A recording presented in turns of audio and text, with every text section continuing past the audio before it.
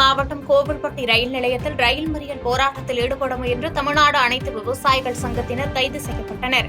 டெல்லியில் 20 நாட்களாக உண்ணாவிரதம் இருந்து வரும் விவசாயி டல்லி வாளை அழைத்து மத்திய அரசு பேச்சுவார்த்தை நடத்த வேண்டும், இலவச மின்சாரத்தை ரத்து செய்வதை கைவிட வேண்டும், விவசாயிகளுக்கு குறைந்தபட்ச ஆதார விலையை நிர்ணயம் செய்ய வேண்டும், தமிழ்நாடு நில ஒருங்கிணைப்பு சட்டத்தினை ரத்து செய்ய வேண்டும் உள்ளிட்ட பல்வேறு கோரிக்கைகளை வலியுறுத்தி தூத்துக்குடி மாவட்டம் கோவில்பட்டி ரயில் நிலையத்தில் ரயில் மறியலில் ஈடுபட முயன்ற விவசாயிகளை தடுத்து நிறுத்தி போலீசார் கைது செய்தனர். தமிழ்நாடு அனைத்து விவசாயிகள் சங்க மாவட்ட செயலாளர் அருமைராஜ் தலைமையில் ரயில் மறியல் போராட்டத்தினை அறிவித்து இருந்த நிலையில் ரயில் நிலையத்திற்கு வாகனத்தில் வந்தவர்களை புதுரோடு முச்சந்தி விநாயகர் கோயில் முன்பு வழிமறித்து மேற்கு காவல் நிலைய ஆய்வாளர் ஜின்னா பீர் முகமது தலைமையிலான போலீசார் கைது செய்து வாகனத்தில் அழைத்து சென்று தனியார் திருமண மண்டபத்தில் அடைத்தனர்.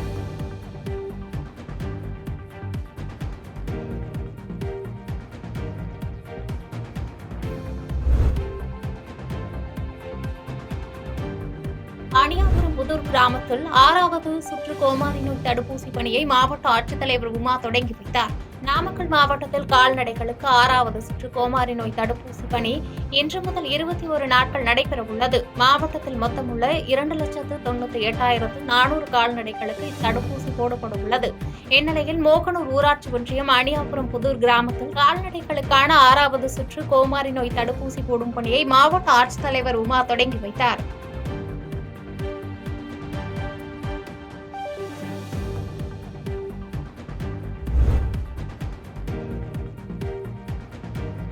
திருவண்ணாமலையில் ஆவின் நிறுவனத்தில் சிறப்பாக செயல்பட்ட முதல் 3 பால் உற்பத்தியாளர்கள் சென்டர்களுக்கு பரிசுத் தொகை வழங்கி மாவட்ட ஆட்சியர் கௌரவித்தார். ஆண்டுதோறும் ஆவின் நிறுவனத்தில் சிறப்பாக செயல்பட்ட முதல் 3 பால் உற்பத்தியாளர்கள் சென்டர்களுக்கு பரிசுத் தொகை வழங்கி பாராட்டி வருகின்றனர். அதன்படி இந்த ஆண்டு ஆவின் நிறுவனத்தில் சிறப்பாக செயல்பட்ட முதல் 3 பால் உற்பத்தியாளர்கள் சென்டர்களுக்கு பரிசுத் தொகை மாவட்ட ஆட்சித்தலைவர் வழங்கி கௌரவித்தார்.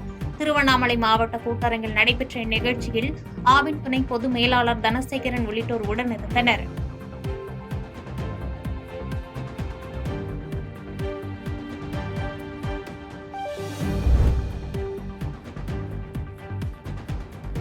திருச்சியில் பல்வேறு கோரிக்கைகளை வலியுறுத்தி மத்திய மாநில அரசுகளை கண்டித்து விவசாயிகள் தர்ணா போராட்டத்தில் ஈடுபட்டனர்.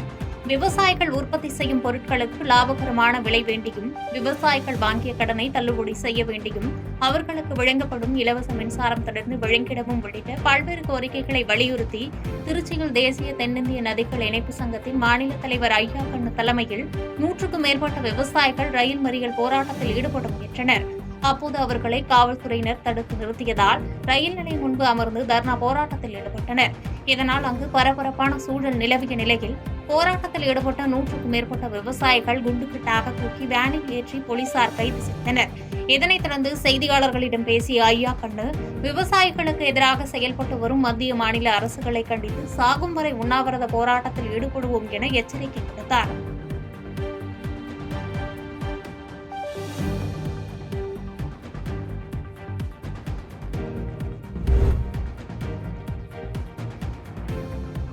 தென்காசியில் பெய்த கனமழையால் ஏற்பட்ட வெள்ளத்தில் சிக்கி 90 ஆடுகள் உயிரிழந்த சம்பவம் சோகத்தை ஏற்படுத்தியுள்ளது.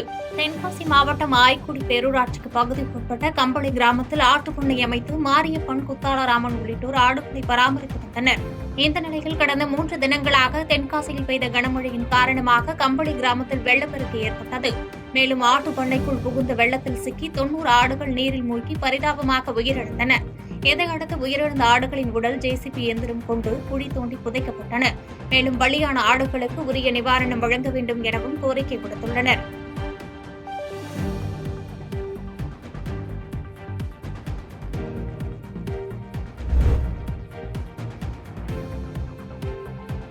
திண்டுக்கல்லில் சிறந்த பால் உற்பத்தியாளர்கள் மற்றும் சிறந்த பால் உற்பத்தியாளர் சங்க செயலாளர் ஆகியோருக்கு தமிழக அரசு அறிவித்த பரிசு மற்றும் பாராட்டுச் சான்றிதழ்களை மாவட்ட ஆட்சித்தலைவர் பூங்கொடி வழங்கி பாராட்டினார். பால் உற்பத்தி மற்றும் பால்பண்ணை மேம்பாட்டுத்துறை மானிய கோரிக்கையில் தமிழக அரசால் அறிவிக்கப்பட்ட 2023-2024 ஆண்டிற்கான திண்டுக்கல் மாவட்டத்தின் சிறந்த பால் உற்பத்தியாளர்கள், சிறந்த சங்க மேலாளர்கள் மற்றும் சிறந்த குளிர்விப்பு மைய செயலாளர் ஆகியோருக்கு அறிவிக்கப்பட்ட பரிசு மற்றும் பாராட்டுச் சான்றிதழை திண்டுக்கல் மாவட்ட ஆட்சித்தலைவர் பூங்கொடி இன்று மக்கள் குறைதீர்க்கும் நாள் கூட்டத்தில் வழங்கி பாராட்டினார். பால் உற்பத்தி அதிக அளவில் செய்த புளியமரத்து கோட்டை பால் உற்பத்தியாளர் மற்றும் சங்கத்தின் உறுப்பினர் சின்னதுரைக்கு முதல் பரிசாக 10,000 ரூபாயும், அதே சங்கத்தை சேர்ந்த பால்ராஜ் என்பவருக்கு 2ஆம் பரிசாக 5,000-ம், பரவில் என்பவருக்கு 3ஆம் பரிசாக 3,000 ரூபாயும் வழங்கப்பட்டது. பரிசு வழங்கும் இந்நிகழ்ச்சியின் போது ஆவின் பொது மேலாளர் டாக்டர் வாணிஸ்ரீ, துணை பதிவாளர் பால்வளம் பவனந்தி உள்ளிட்டோர் உடனிருந்தனர்.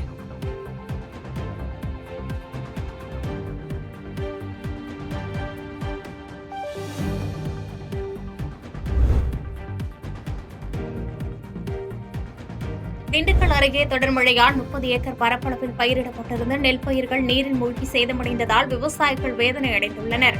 திண்டுக்கல் மாவட்டம் ஆத்தூர் தாலுகாவிற்குட்பட்ட குஞ்சனப்பட்டியில் 500க்கும் மேற்பட்ட விவசாயிகள் நெல், தட்டைப்பயிர், மக்காசோளம், பீக்கங்காய், சுண்டல் உள்ளிட்ட பல பயிர்களை விவசாயம் செய்து வருகின்றனர்.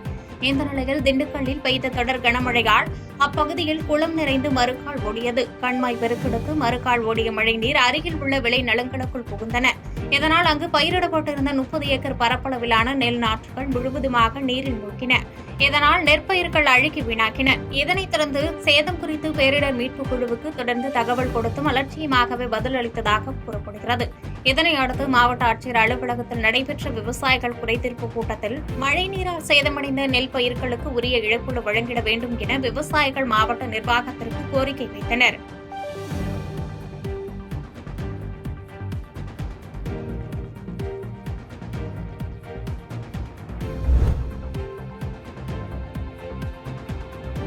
நெய்வேலியில் தனியார் பள்ளி வாகனம் மோதி 6 வயது சிறுமி உயிரிழந்த சம்பவம் சோகத்தை ஏற்படுத்தியுள்ளது. கடலூர் மாவட்டம் நெய்வேலி வடக்குத்து பகுதியில் வசித்து வருபவர் ஜான் சின்னப்பராஜ். இவரது மனைவி சிலம்பரசி சம்பவத்தன்று தனது குழந்தைகளான டேவிட் ராஜ் மற்றும் ஜஸ்பிகாவை இருசக்கர வாகனத்தில் பள்ளிக்கு அழைத்து சென்றுள்ளார். அப்போது எதிரே வந்த தனியார் பள்ளி வாகனம் மோதியதில் இருசக்கர வாகனத்தில் சென்ற மூவரும் தூக்கி வீசப்பட்டனர். பலத்த காயங்கள் ஏற்பட்ட நிலையில் அவர்களை அருகில் இருந்தவர்கள் மீட்டு மருத்துவமனையில் சிகிச்சைக்காக அனுமதித்த நிலையில் 6 வயது குழந்தையான ஜஸ்பிகா சிகிச்சை பலனின்றி பரிதாபமாக உயிரிழந்தார். தொடர்ந்து சிலம்பரசி மற்றும் அவரது மகன் டேவிட் ராஜ் ஆகியோருக்கு கடலூர் அரசு மருத்துவமனையில் தீவிர சிகிச்சை அளிக்கப்பட்டு வருகிறது.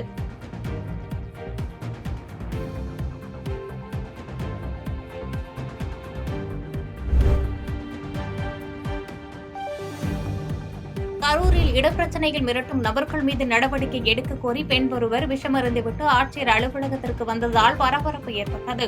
கரூர் மாவட்ட ஆட்சியர் அலுவலகத்தில் மக்கள் குறைதீர்க்கும் நாள் கூட்டம் நடைபெற்றது. ஆட்சியர் தங்கவேல் தலைமையில் அதிகாரிகள் பொதுமக்களிடம் பல்வேறு குறைகள் தொடர்பான மனுக்களை வாங்கினர். அப்பொழுது ஆட்சியர் அலுவலக வளாகத்திற்கு மயக்க நிலையில் வந்த லாலாப்பேட்டையைச் சேர்ந்த நர்மதா என்பவர் தான் எலிமருந்து பவுடரை அறிந்துவிட்டதாகவும், லாலாப்பேட்டையில் கடந்த 5 ஆண்டுகளுக்கு முன்பு வாங்கிய நிலத்தில் சிலர் விவசாயம் செய்ய விடாமல் தடுப்பதாக கூறினார்.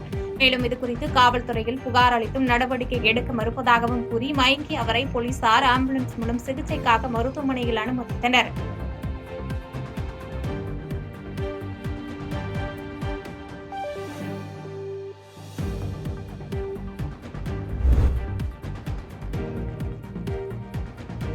திருவண்ணாமலை மாவட்டம் செங்கம் ஊராட்சி ஒன்றியத்திற்குட்பட்ட 29 ஊராட்சியில் பிரதம மந்திரி வீடு கட்டும் திட்டத்தின் கீழ் வீடு கட்டித்தர 52 பயனாளிகள் தேர்ந்தெடுக்கப்பட்டனர். அவர்களுக்கு செங்கம் சட்டமன்ற உறுப்பினர் கிரி பணி ஆணையை வழங்கினார். அப்போது நிகழ்ச்சியில் பேசிய அவர், வீடு கட்டும் பணிக்காக அரசு அதிகாரிகளோ அரசியல் தலைவர்களோ பணம் கேட்டால் சட்டமன்ற உறுப்பினர் அலுவலகத்திற்கு நேரில் வந்தோ அல்லது தொலைபேசி மூலமாகவோ புகார் கொடுத்தால் உடனடி நடவடிக்கை எடுக்கப்படும் என கூறினார்.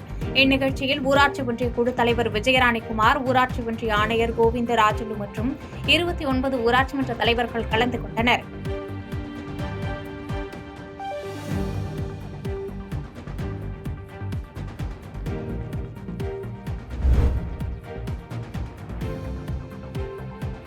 திருவண்ணாமலை அருகே காளைகளை கொண்டு மஞ்சு விரட்டும் போட்டிக்கு தயாராகும் கன்றுவிடும் விழாவினை நாடாளுமன்ற உறுப்பினர் கொடியசீட்டு துவக்கி வைத்தார். திருவண்ணாமலை மாவட்டத்தில் விவசாயிகள் அதிகமானோர் வசித்து வரும் நிலையில் தங்கள் வீட்டில் வளர்த்து வரும் காளைகளை கொண்டு பொங்கல் திருவிழாவை முன்னிட்டு மஞ்சு விரட்டும் விழாவானது நடைபெறுவது வழக்கம். அதற்கு முன்னேற்பாடாக காளைகளை வளர்ப்பவர்கள் கன்றுவிடும் விழாவினை நடத்தி வருகின்றனர். இந்த நிலையில் ஆரணி அடுத்த புதுப்பாளையம் பகுதியில் கன்றுவிடும் போட்டி நடைபெற்றது. இதில் திருவண்ணாமலை, வேலூர், திருப்பத்தூர், கிருஷ்ணகிரி உள்ளிட்ட மாவட்டங்களிலிருந்து கன்றுகள் கலந்து கொண்டன. இந்நிகழ்ச்சியை ஆரணி நாடாளுமன்ற உறுப்பினர் தரணிவேந்தன் கொடியசீட்டு துவக்கி வைத்தார்.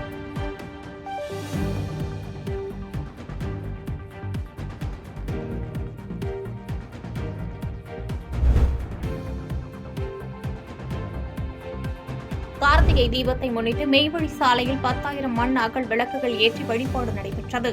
புதுக்கோட்டை மாவட்டம் அன்னவாசல் அருகே உள்ள மெய்வழி தலையுக்கு ஆண்டு 124 கார்த்திகை தீப திருநாள் பிரம்ம பிரகாச மெய்வழி சாலை ஆண்டவர்கள் அவர்களை வழிபட்டு மெய்வழி சாலையில் உள்ள பொன்னரங்க தேவாலயத்தில் மெய்வழி சபையின் சபைக்கரசர் முதல் கார்த்திகை தீபம் ஏற்றி திருவிழாவை மிக சிறப்பாக தொடங்கி வைத்தார். 10,000 மண் அகல் விளக்குகளால் அலங்கரிக்கப்பட்டு திருவிழா மிக சிறப்பாக தொடங்கப்பட்டது. வெளிநாடுகளிலிருந்தும் வெளி மாநிலங்களிலிருந்தும் மற்றும் வெளி மாவட்டங்களிலிருந்தும் சுமார் 6,000 நபர்கள் இதில் கலந்து கொண்டனர். மெய்வழி சபையின் நிர்வாக பொறுப்பாளர்கள் சிறப்பான முறையில் ஏற்பாடு செய்திருந்தனர். மேலும் பக்தர்கள் அனைவருக்கும் பாதுகாப்பான முறையில் இரவு பிரசாதம் வழங்கப்பட்டு திருவிழா சிறப்பாக நிறைவேறியது.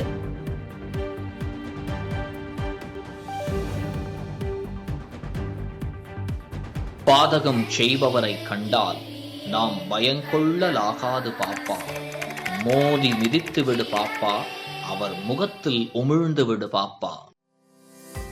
அண்மை செய்திகளை உடனுக்குடன் தெரிந்து கொள்ள இணைந்திருங்கள் இயம்நாடு தொலைக்காட்சியுடன்.